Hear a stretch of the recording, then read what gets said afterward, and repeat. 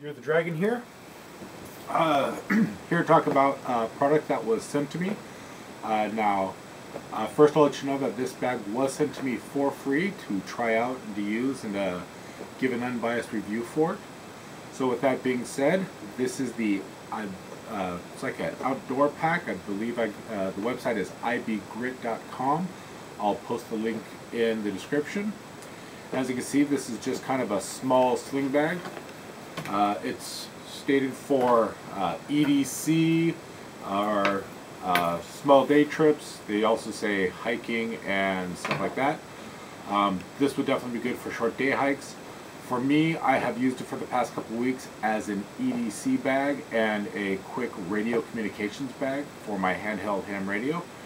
So I'll kind of give you the basic lowdown on the bag, and then I'll kind of show it to you with things packed in it and how I've been carrying it for the past couple weeks. So on the front, you got some MOLLE webbing. Then you've got a small interior pocket here, just shy of the size of my hand or a size large glove. There are drain holes in the bottom in case any water needs to leak out of it. Then there's this secondary pocket. In this pocket, there is a small section for organization right here, and then the pocket itself. You have Velcro up here for, I'm assuming, a morale patch or any sort of identification you want to put on there. And then you have some cordage with a cord lock. So I'm assuming in case you want to strap something from the top, whether it be a small, I don't know, you might be able to fit a jacket, but you definitely be able to fit an umbrella or something else small up here.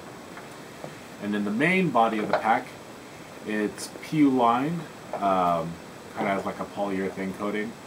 And in here you have, once again, two little sewn pockets that go all the way to the bottom, and then the main section, which at the bottom does have a drain hole.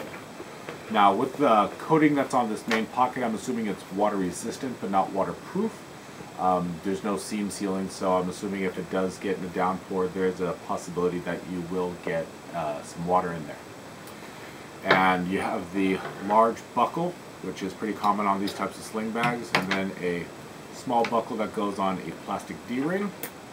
Now if you take that off, you can unbutton this little back pocket and then stuff in the top part of the shoulder strap, and then just carry it as a small bag. Now I do have another sling bag that I purchased quite a while ago, a couple years back. That's a Red Rock sling bag. It's slightly larger than this in volume. The main difference being it does have a extra pocket up here, which I found convenient to kind of put some odds and ends. And I think it goes a little bit thicker, but I actually don't often carry that as an EDC bag. I keep it in my car with some emergency supplies for my kid, extra change of clothes, a couple of food bars and things like that. This I see as actually a really good small EDC bag. It's very small, very unobtrusive, and it's very easy to carry. And so far, as I said, I've been carrying it for the last couple of weeks. I was at a local emergency response meeting for ham radio members for Aries, and I actually got quite a few compliments on this bag because of its size. A lot of people noticed that it was big enough to carry all the basic small things for handheld radio gear, but not be too big as to be cumbersome and something you don't really want to carry around. And I would tend to agree with them. So what I'm going to do is I'm going to first talk about the things I would possibly change about the bag, and then after that I'll show you with all my items carried in it. Pretty much I only have one thing that I would change on this for sure, one thing possibly. The thing I would change for sure is this front cordage. This is just basic cordage.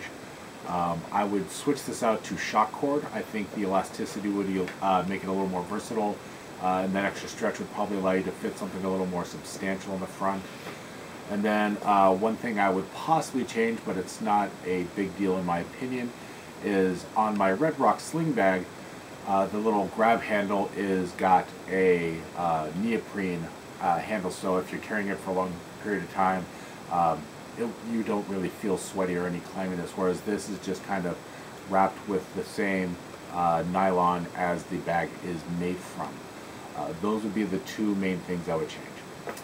And as I said, the top one's not really a big deal. This one I would say it would be a good bonus to switch this out to shock cord. I think it would only increase the cost of the bag by probably $1. So you'd get a really good small EDC bag for $9. You'd also be able to use it for, you know, short day hikes, you know, just going out for a few hours. You'd be able to throw snacks, food, small jacket in there along with a couple other items.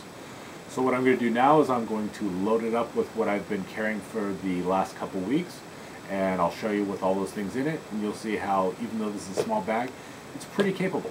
So we'll be right back. So here's the way I have this bag configured as an EDC slash radio bag for the day. And it's pretty well packed. I mean, you can see it's pretty full. There's still a couple things missing from this, but I'll get into that as I kind of take it out. So this is supposed to be a low-cost radio go bag for daily trips. This is not for emergency communications, which I have a much more robust bag for, but for this case, it's supposed to be a low-cost option. So currently on here, I have my Baofeng UV 5R version 2 with the hand mic, and I did get a negligible antenna for it. There's that. This front pocket, I have 4 food bars to provide snacks, and my ham ID badge. In this secondary pocket, I have hand sanitizer, an extra earpiece mic for the Baofeng, a headlamp, and then I have a Gerber dime for just kind of small jobs. I'll have a more robust multi-tool on me. The backup original antenna for the Baofeng, 3 pens, black, blue, and one that also has a stylus built into it, a mechanical pencil, and a Sharpie marker, and then a very minimalist first aid kit, which has things like triple antibiotic ointment, band-aids, a couple of gauze pads, some sunblock, and some other various things. And I also have an extra USB for a charger. And that's all that's in this little section here. So that's the front 2 pockets. Now in the main pocket here, and it's not always going to be the same, but currently I have a down jacket, and this one is I believe it's like Kilo or something like that. This is the most expensive thing in the bag, and it goes for about $60. Nalgene water bottle with a liter of water. SC Zancudo. And this is going to be a backup knife that I have on me. A college rule notebook. And then some basic emergency supplies, which has an emergency blanket, some extra cordage, a rain poncho, light load towel, and a Bic lighter. I believe that's all that's in there. And then obviously the Hoglins bag.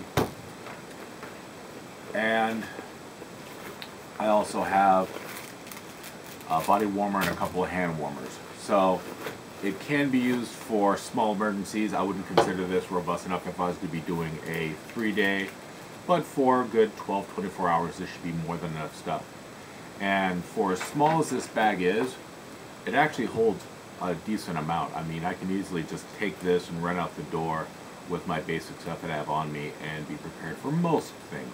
Not everything, but this will definitely give me some communications along with some basic provisions for the day.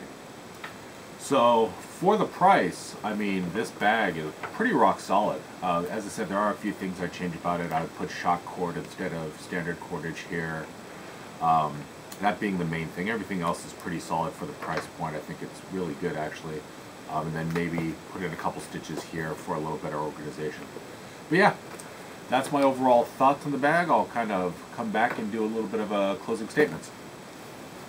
To kind of give a final wrap up, yeah, for the price, for, you know, $8, you can definitely do a lot worse. I would definitely give this bag probably about a 8 out of 10 for the price. I did talk to Vincent from the website, and he offered to let me also do a giveaway for this.